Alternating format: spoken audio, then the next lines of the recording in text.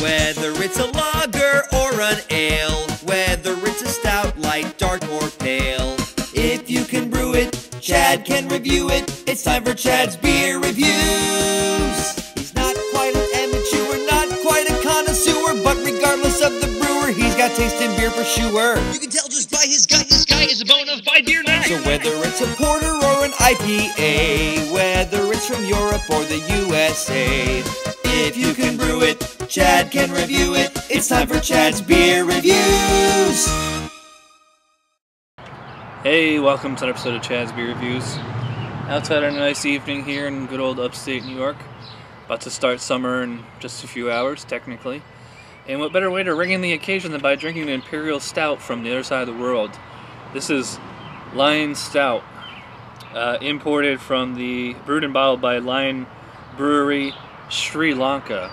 I like how on the back there's a picture and quote of Michael Jackson. But what has me worried is that there's a date on it of 2008. Well, it's a pretty good looking stout. If it's 2 years old, it's held its carbonation very well. As you can see, it's just a completely opaque black body, but the head is like mocha frappuccino cream froth almost. Got lots of it there, nice 4 fingers. It's very, very dark. Smell? I definitely get like black licorice. I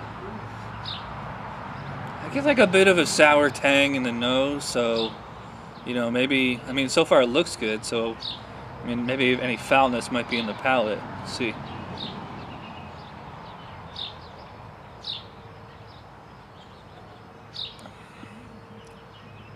Oh. Well, all cliches aside, it tastes better than it smells. It does taste similar to how it smells, though. Lots of black licorice. In fact, Michael Jackson here talked about it being chocolatey and mocha. I guess I would agree with that, especially in the aftertaste. It's a deeply roasted malt aftertaste with like kind of a bitter dark chocolate finish too. It's quite sweet, actually. It's sweet for the whole first half. Second half is a little more bitter character in there of like the roasted malts, the dark chocolate. So it's like that, you know, that bittersweet kind of palate. Very interesting. I'm getting a lot of licorice now, especially through the first half. So it almost started like a milkshake. Now it's more of like a black licorice milkshake, if that makes any sense. You know, very similar to a lot of Russian Imperial Stouts. I don't know if this is Russian Imperial or just Imperial or what, but you know, in that general ballpark.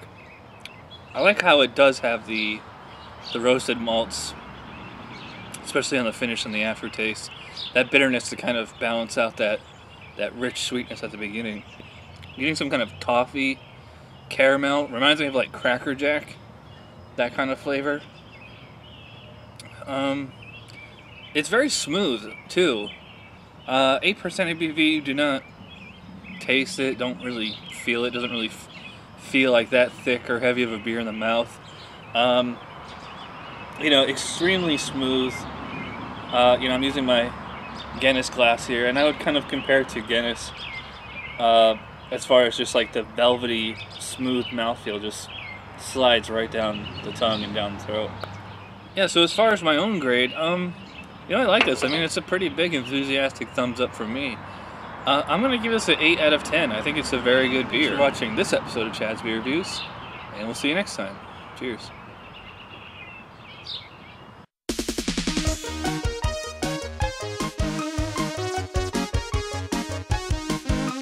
Somebody brewed it, Chad just reviewed it. Thanks for watching Chad's Beer Reviews. Trust me, the next episode will be a lot better.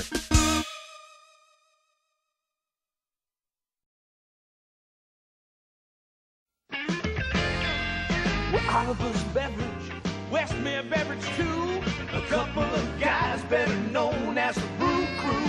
Brothers by night, oh, beermen by day. We got the best prices and they're here to stay. The Brew Crew. If you like beer, you'll love the Brew Crew. Imports, microbrews, domestics, 999 brands in stock. By the case or by the keg, you can't beat their variety or prices. The Brew Crew.